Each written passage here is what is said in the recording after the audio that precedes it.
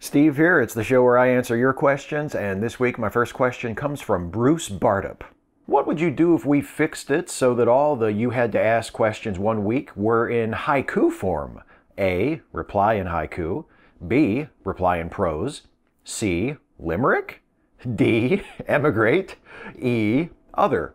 Let's try one. Mueller will tell all. Where's right if all we are is Russian to revenge? It would make more sense, I suppose, for me to retain your chosen form and reply in haiku, but Bruce, you gave me the option to reply in limerick form, so guess what?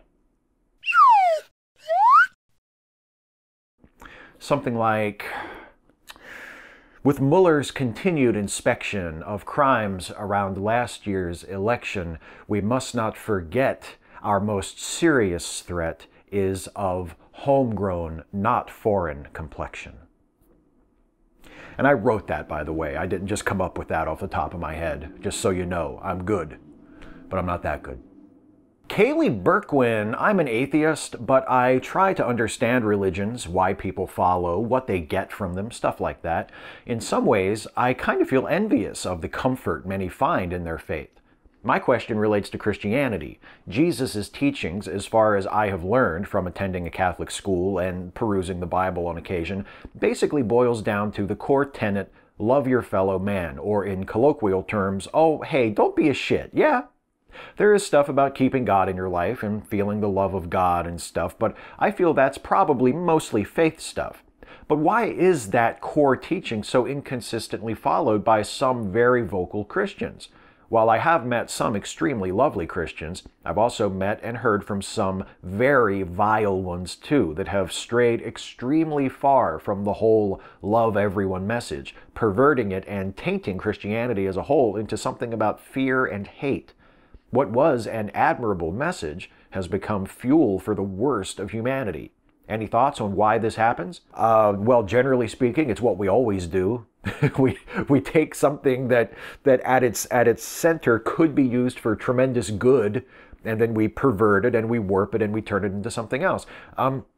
The major difference, I think, between what you're describing and what some of those vile Christians may be thinking of as Christianity is, you see, and I agree with you, by the way, the teachings of Jesus that focus on humanity, that focus on compassion, that focus on helping those in need and being selfless and being a peacemaker. That's all wonderful stuff. Those are all wonderful rules to live your life by and wonderful virtues to value. And the good thing about them is you can value those, you can hold those values and live those values and do those things and make the world a better place for everybody, whether you're a Christian or not. But those people that you call vile Christians, they view their faith not in those terms. I don't know if many of them, judging by things they say and write, would consider those values to be the central teachings of Christianity. They seem to focus much more on the teachings of Jesus about himself, where he says, I am the Son of God, I am the way, the truth, and the life, and no one shall see the Father but through me. Those are the teachings that they center, which are the teachings that establish a form of Christian supremacy. And to me, personally, I think it's a shame that a lot of people interpret Christianity, or indeed any religion, like that. They're militant, fundamentalist, orthodox sects of every faith that view it in an us versus them way, instead of taking good values from those teachings and saying, how can I use these, how can I take these out into the world and make life better for everyone, regardless of their faith. So yeah, Christianity and all religions would be much better if they did it that way, if they did it the way that you're describing. Scott Bresinger, late night funny man James Corden, was recently criticized after making jokes about Harvey Weinstein. He was accused of being insensitive to victims of sexual assault. He apologized for his remarks. I'm conflicted about this. While I affirm that we should listen to those who have been victimized and take them seriously, I also think that making fun of and humiliating the victimizers is the least we can do, even if it's from a position of privilege. I'm honestly confused on the subject. Your thoughts would be much appreciated. Well, I'll give you my thoughts, but the thoughts, to my way of thinking, that you should be most concerned with are the thoughts of those who have been victims of these sorts of assaults. Because to me, they have more of a right to judge these things than people like me who have never been victims of things like that. I have never been sexually assaulted or sexually harassed. I am not a survivor of that sort of thing. So people who are survivors of those sorts of things, to me, are completely within their rights to be offended by James Corden's jokes or anybody's jokes, however well-intentioned they may be. Even if you make a joke that is directed at humiliating or attacking the sexual harasser or the abuser instead of the victim, you can still inadvertently cause harm to the victim. There are some people who are survivors of sexual assault who just don't really want to see it joked about in any context, who don't think that it's a subject for humor, who think that even if you do it in a way to attack the abuser, you are still making light of their circumstance. And of course, not everybody feels that way. There are many people who I know personally who have sexual assaults in their past, who have survived those sorts of experiences, and take it very seriously and talk about it with a lot of passion, but also use humor as a way of dealing with it, or use humor as a way of getting their point across, or would be completely fine and on board with jokes that aim to attack and humiliate and expose abusers. I personally would rather defer to those folks. And yes, they disagree with each other. Yes, there is no universal consensus among sexual assault survivors as to whether or not jokes are okay. It differs depending on the individual, and it differs depending on the particular joke under consideration. But I think the best we can do is to defer to them and listen to them. Becca Hawkins, hey Steve, I discovered not too long ago that both Frank Turek and Norman Geisler voted for and encouraged people to vote for Trump in the 2016 election. It seems ironic to me that both these authors would be comfortable with alternative facts given their purported distaste for saying that there is no absolute truth, etc. Do you think Christian apologists will become ultimately even less credible because of the Trump era, or do you think there is always going to be a large contingent of people who take them seriously? I think that in a few decades, everyone who was a stubborn and outspoken supporter and defender of Trump will be viewed as not having very much credibility. I don't think there's any escaping the fact that people who are putting their asses on the line now to defend Donald Trump and try to preserve his presidency and push forward his agenda in light of everything that has happened during the election campaign and since he assumed the office. I don't think those people will be taken seriously or given very much credibility or sympathy from future historians at all. And I think that's right. I don't think they deserve it. They don't deserve it from us now. But yeah, I'm sure there will always be people who will take that side, though. And there will always be people who view it in terms of, well, as long as our side wins, it's okay. The ends justify the means. And Christian apologists are no different than any other group of people. You know, they voted for Donald Trump and accused or encouraged other people of voting, encouraged other people to vote for Trump because it was the side that lined up with them the closest politically. It was the side that they saw gave them the best point from which to push their political agendas, to push forward their version of how America should be laid out, their very hardcore orthodox conservative right-wing Christian version of things. They obviously saw the Republican side, which was led by Trump this time around, as the place where they wanted to be and the place that they wanted to support. And all of the things about Trump that make him utterly unfit for office, regardless of your political affiliation, were the things that they, like most other Republicans, just ignored. They just said, yeah, okay, I know he's unfit for office. I know he doesn't have the intellectual capacity. I know he doesn't have the skill set. I know he doesn't have the temperament. I know he has a history of racism and misogyny, and he has admitted to sexual assault gleefully. We have recordings of him doing it. We know that he is corrupt and that there is a lot of ever-mounting evidence that his campaign colluded in some way with a foreign power during the election. We know all of these things, but you know what? We don't care. That doesn't matter to us because we think if his side wins, we have a better shot of getting the things we want to happen. That's the calculation they made. And that's the calculation they continue to make. as they defend Trump and as they defend people like Roy Moore. They don't care. As long as their side wins, they don't care. They see Roy Moore as a vote for their legislation in the Senate. That's it. They don't care if he raped children. They don't. They might say they do, but they don't. They can't possibly. Their actions tell me otherwise. They don't care what crimes Donald Trump committed. They don't care how Donald Trump has abused women or discriminated against black people or colluded with the Russians. They don't give a shit about any of that. They don't care about the things Donald Trump tweets, about the potential that his administration has to roll back civil rights in this country and destabilize politics around the world. They don't give a fuck about any of that. He's the guy who's going to sign their bills. Roy Moore is one of the guys who's going to vote for their bills. That's all they care about. And Christian apologists are no different than the rest of them. Frank Turek, he wants his side to win. Norman Geisler, he wants his side to win. That's all they care about. The ends justify the means.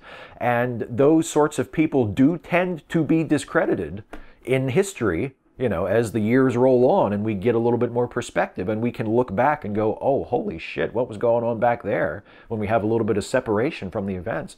Of course they'll be discredited. But there will always be people who will see their side of it, who will agree with them, and who will say, actually, if I was in their position, I would have done the exact same thing. There will always be those people. That's why we have to keep reliving this over and over and over again. That's why politics works in a cycle, because discredited ideas go away, but then a few people hold on to them, and enough people forget why they were discredited in the first place, and they come back around. And there seems to be no escaping it, unfortunately. Adam Rainstopper, so I did waste some time replying to that comment, only because there were other comments on the thread, and you called it. The dude literally responded to me pointing out that specific fact with the blacks commit more crime thing, and as though I complained about an emergency room not being equipped to handle particularly bad car accidents on weekends, and he responded by telling me that Asians are bad drivers. He also claimed I was making the stat up, so I gave him links to studies, also a couple links to relatively mainstream sources, and he replied by saying, fake news. I am not kidding about that. So I'm stressed out and I need a little break from the misery of paying attention to the world, so I'll ask a stupid question this time.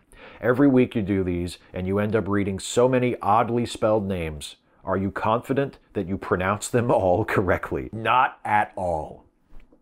And the ones that I apologize for after I say them, they're the ones that I'm almost certain I'm fucking up. No, I'm terrible with pronouncing names that I haven't heard before, just in general. So yeah, there are times when I read people's names on these videos and I am like, I am sure I'm fucking your name up. I'm so sorry. No, I have very little confidence as far as that goes. And look, I commend you for engaging with that person. I do.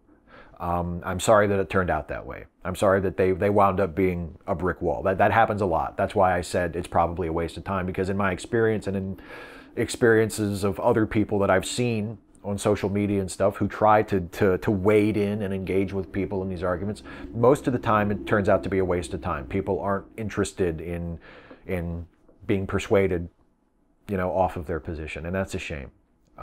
But I commend you for giving it a shot. You know, you miss 100% of the pitches you don't swing at, so you have to swing at a few, I guess. Well, there you go. You know what the bell means. It means that it's time for the lightning round. How are we liking that, by the way, the you know what the bell means thing? Is that an acceptable segue, you think? Maybe we'll stick with that for a while? It's only, what, episode 267? I'm finally, kinda, sorta, maybe figuring out how to throw it to the lightning round. Anyway, J. Dotify. Steve, lightning round question that I feel only your sage-like wisdom can assist with. Why does brown pasta seem to go cold so much more quickly than white pasta? Try it. It really does. Weird. I have no fucking clue. Maybe the white pasta retains heat more because it's a lighter color, and the brown pasta is darker, so it doesn't retain as much heat. I have no idea. I honestly have no idea. I just got done saying that it's episode 267, and just now I may have finally figured out how to end the main segment and smoothly transition into the lightning round segment. 267 episodes of this series. So I don't know. I don't know why different color pasta cools at different rates. I have no idea. I am useless. I am absolutely useless on the thermodynamics of pasta. I am sorry. Specific hieroglyphics. I've seen this question on Reddit. It went on the lines of, what would you do if former President Obama had to live with you for 3 months? Yeah, that's the question. It isn't mine. What would I do if President Obama had to live with me for 3 months? Apologize for him having come down so far in life. Change the sheets more often. I mean, he would take the bed. My wife and I would certainly have to take the couch and the love seat. I mean, we only have one bedroom, and if Obama's living here, you got to give the former president the bedroom. Do the dishes more often, vacuum more often. Just kind of keep the place up a little bit more, you know? Just that sort of thing. Maybe arrange to be out of the house more often if him and Michelle want to have a little alone time. You know what I'm saying? Because that would be weird. You don't want that going on while you're in the house. It'd just be weird if the former president and first lady are going at it in your bedroom in your house, and you're out in the living room, you know, turning the volume up on Netflix all the way so you don't have to hear it. Like, that would just be uncomfortable for everyone, I assume. So that's what I would do. That's where I went with that question. The Obamas having sex in my bedroom. Joshua Purvis. Hi, Steve. How are you, my friend? My question is that I really enjoyed the Monday ramble about Adam West. It was awesome, especially the beginning. You're wearing a Superman shirt, then you change it to a Batman. That was awesome. What are some of your favorite Batman Adam West episodes? Thanks, Steve. Thank you for answering my question. Well, thank you for asking your questions, Joshua. Favorite Adam West Batman episodes. I love the, I think of them a lot in terms of the escapes, you know, the traps that they're in at the cliffhanger. Like, I love the one where Mr. Freeze has them in giant, like, Mr. Softy cones. I think that's cool. I love the one, I love where they go to Londinium, which is just hysterical to me because it's exactly the same show, just with different, like, they go to the Londinium Batcave, which is exactly like the regular Batcave. Just, it's in a different location, folks. Trust us. I love that. There are so many great episodes of that series. It's hard to think of the ones that I love the most. I mean, I tend to like the Riddler and the Joker episodes the most because they were my favorite villains. There was one where Catwoman apparently fell to her death. Like, they had tracked her into a cave, and then she fell over a cliff, and she fell to her death because she wouldn't let go of the money she had stolen. And after she falls, apparently to her doom, Batman stands up and he pulls a bat hanky out of his belt and dabs his eyes because he's crying. Oh, come on. That's like, how it's the perfect combination of fucking cornball bullshit and genuine pathos. It's yeah, that's got to be way up there too. Lucas Hackett. Hey, Steve, knowing that I'm such a Dorito fanatic, which flavor do you think out of all of these three stands tall among the rest? Nacho cheese, Cool Ranch, or spicy nacho? Nacho cheese. Nacho cheese is Doritos to me. That's like the default. I mean, I'll eat Cool Ranch. There's nothing wrong with it. Don't mistake me. But if I'm gonna buy a bag of Doritos, I'm buying nacho cheese. Johnny the Wolf. Hey, Steve, you say outing someone as gay is unacceptable, regardless of the reason. Do you think that holds true even when the outed person is, say, a rabidly homophobic legislator, commentator, or influential public personality? Yeah, I do. I mean, I think, practically speaking, that would fall for me under my I don't care when shitty things happen to shitty people rule. I think in general, it's bad to out people against their will. Like, I'm against that as in general as a rule. But if I happen to hear that a fucking awful, shitty, terrible person was outed, you know, against their will, while I still think that's bad, I'm not going to be crying over it. I don't feel bad when shitty things happen to shitty people. But as a rule, I think that's a shitty thing that shouldn't be done in general. Does that make sense? Another Volvox fan watched Star Wars with some friends yesterday. Two of them fell asleep. What is an appropriate punishment besides the years of soul-crushing mockery to which I will naturally subject them? Maybe a single generator ignition zap of the Death Star. I mean, it destroyed like an entire city, so it'll probably take care of your friends too. You know, don't even tell them it's coming. Just stand up and just kind of leave the house, and then contact, you know, Grand Moff Tarkin. He'll have the Death Star in orbit above, you know, the couch, And it'll be just like in Rogue One, single generator ignition, just the one little laser beam. Pew! Problem solved.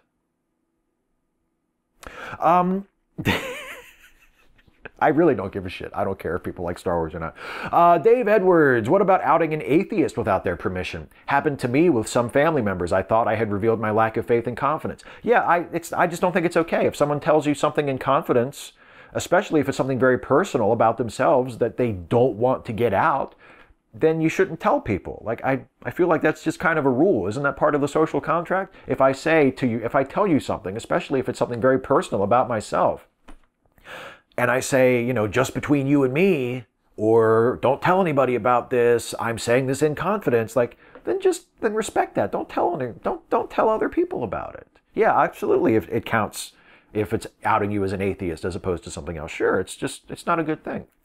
David Colby, quick. A single book, comic, graphic, or otherwise, is going to be adapted to the screen that has never been adapted before. And because every other Hollywood producer is currently indicted for rape charges, you are the only one who can choose what book it is. What book is it?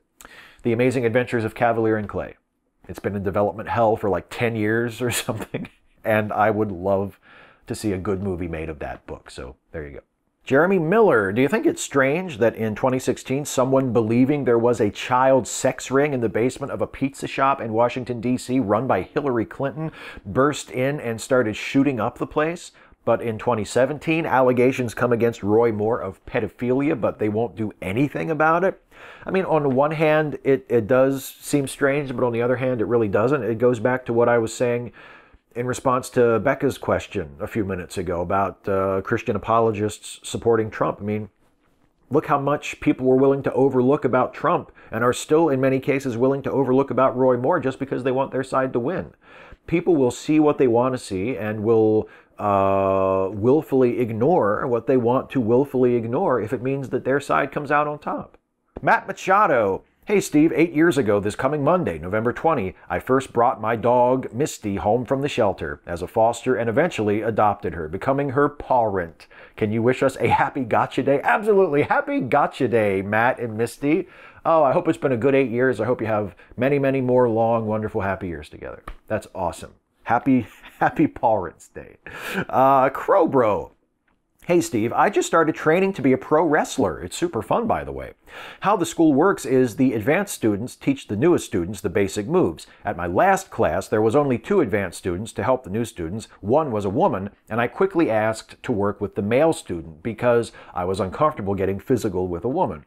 My question is, am I going too far and not wanting to touch a woman even though it's agreed on and part of the training? Thanks.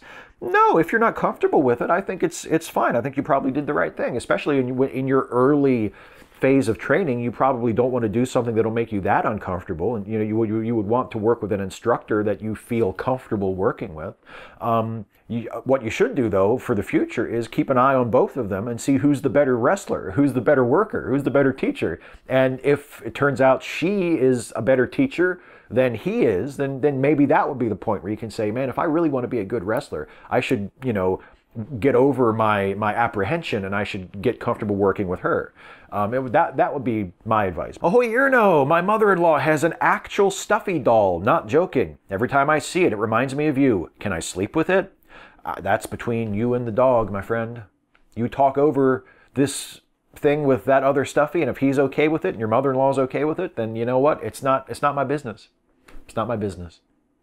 Samuel Sturgill, Steve, how much do you dislike the story of David versus Goliath? It is my understanding that if he was 12 feet tall or even 9 feet tall, that he could barely even walk, much less wrestle.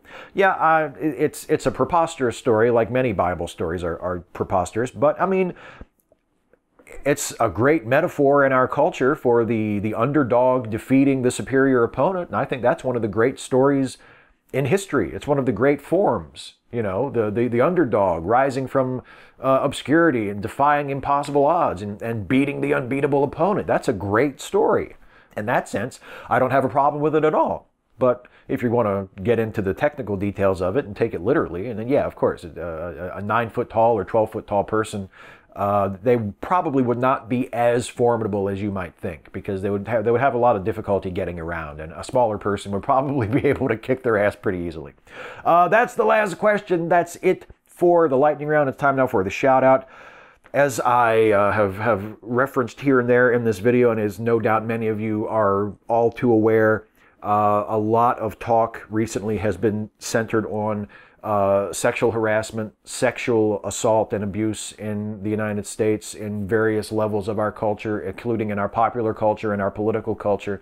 And it has woken a lot of people up and reminded a lot of people who have forgotten about it or have been ignoring it that this is a very real problem and a very pervasive problem in our society. Sexual harassment, sexual abuse, particularly when it comes to men victimizing women. But having said that, it is something that occurs to people of all genders, and people of all genders are both victims and perpetrators of this kind of thing, and it's unacceptable no matter when it happens. So keeping that in mind and keeping this as a current topic in our national conversation, it only seemed appropriate to make the shout out this week, something about that, given the Roy Moore allegations and lots of other things that have kept this in the conversation. So the shout out this week goes to an organization called the National Alliance to End Sexual Violence. It is a coalition of statewide organizations that come together under this umbrella of the National Alliance to End Sexual Violence to lobby Washington, to provide people a voice